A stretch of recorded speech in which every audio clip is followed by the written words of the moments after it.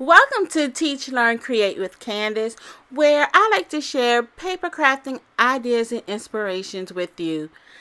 So, we are starting a new series on this channel called Murderous Crafts. And this is where I share my love for true crime stories along with doing some crafting with you guys. So you're going to be seeing me crafting while I tell true crime stories.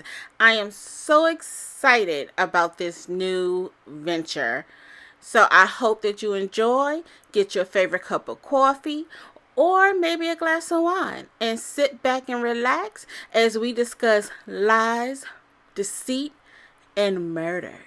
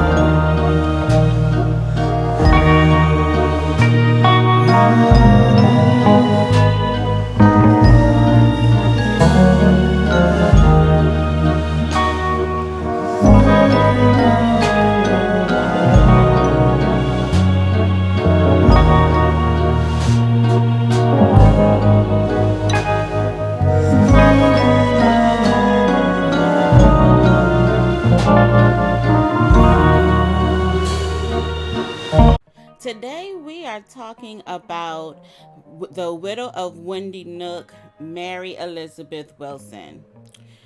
Now, in 1914, Mary was married to a John Knowles, and together they had 6 children, and they were happily married for 41 years.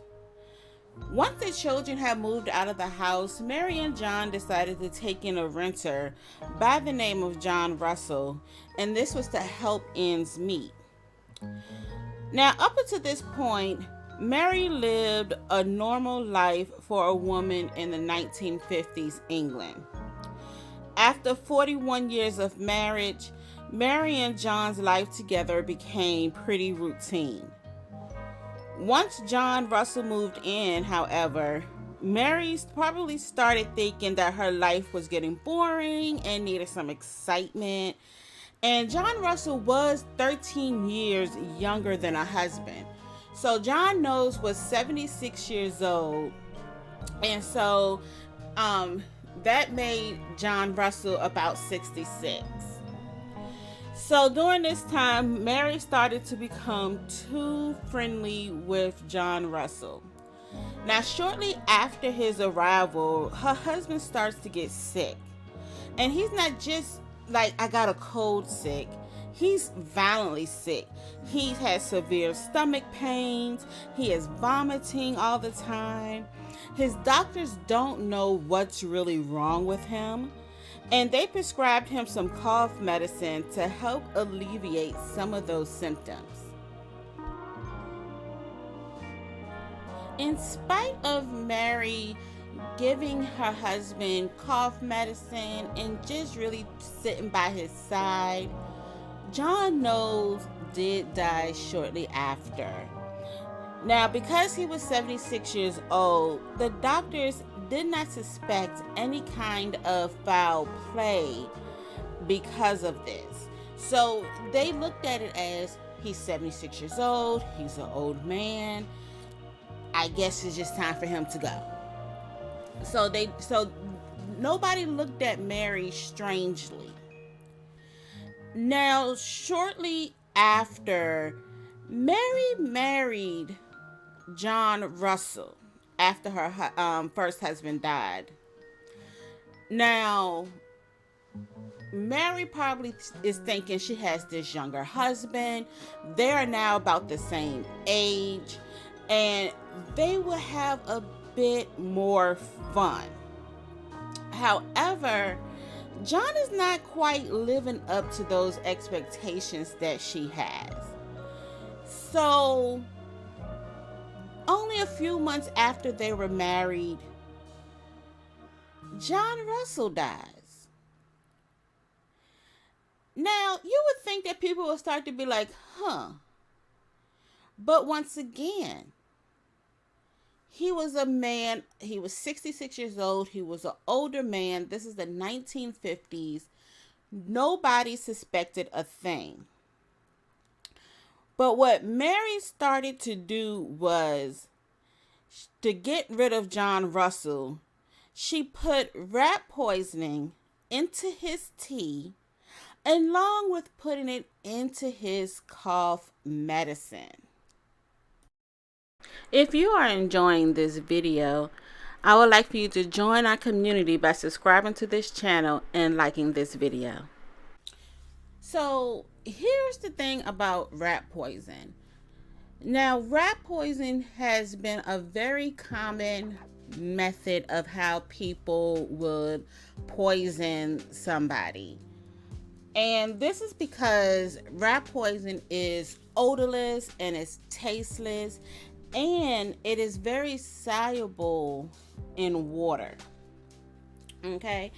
Now, when you take in rat poisoning, depending upon how much is being given to you, it can take anywhere between hours or days for the person to start having symptoms of rat poisoning. So when it's ingested, it can cause internal bleeding, and organ failure, paralysis. It could put you in a coma, and as we know, it can also cause death. Okay, now, after the death of Mary's first husband, Mary wasn't looking to just kill off her husband for money, for any kind of monetary gain.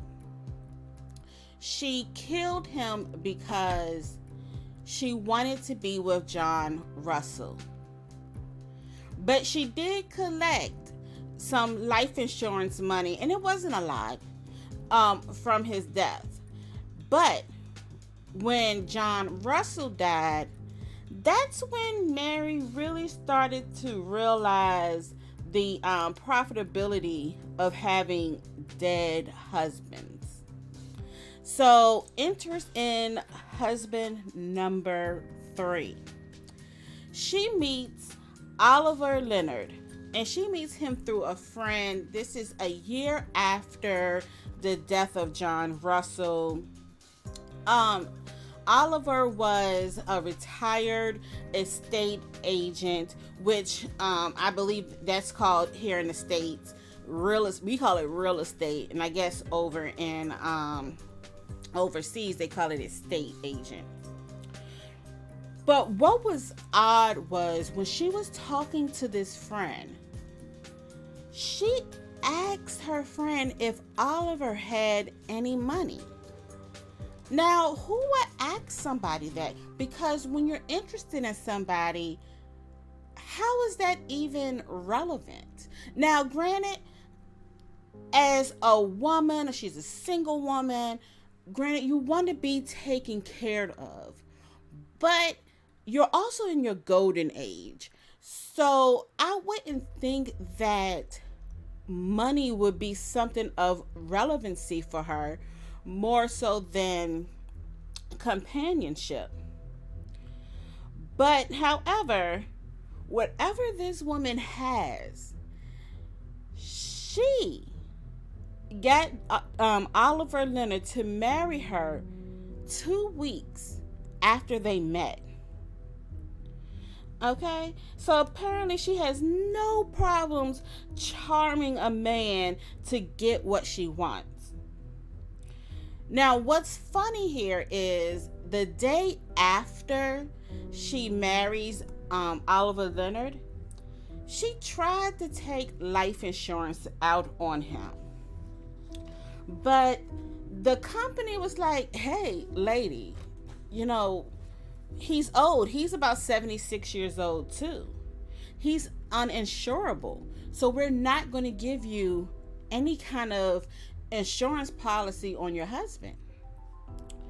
So now she's looking at this from a different angle. She now realizes that she is stuck with this man because she cannot get life insurance money out if he was to die. So after she took what she could from him, she killed him. Now, she married him 2 weeks after knowing him, and then she kills him 2 weeks after marrying him. Now, you would think people would find that a little odd. But once again, because of his age, the doctors didn't see anything odd about this. Like, they didn't even bother. They just signed the death certificate. They didn't even bother to come out. But she is starting to build up a bit of a reputation in her community, because people are noticing now that people are dying around her, but they not really saying anything about it. Well, she meets her last husband by the name of Ernest Wilson. Now, this is the one where people really started to take notice that something was off with her. While at the wedding, one of the guests had asked her about what is she going to do with the leftover sandwiches, because there was just so much food. So she replies, save them for the funeral. Now, that's an odd thing to say, right? Who would say that? Especially when you've had 2 out of your 3 husbands die shortly after getting married. Why would you make such a comment? But Mary is just thinking that she's just making an off-colored joke. She's not thinking that anybody's going to catch on to what she is doing. Well, 2 weeks after her wedding, Mary shows up to one of her friends' homes. And she lets her know that Ernest has been taken to the hospital, and she didn't want to be alone because she feared what the hospital was going to tell her. Now, while she's at her friend's house, Mary has a bag with a gold watch. And her friend asks her, what is that? What are you going to do with that?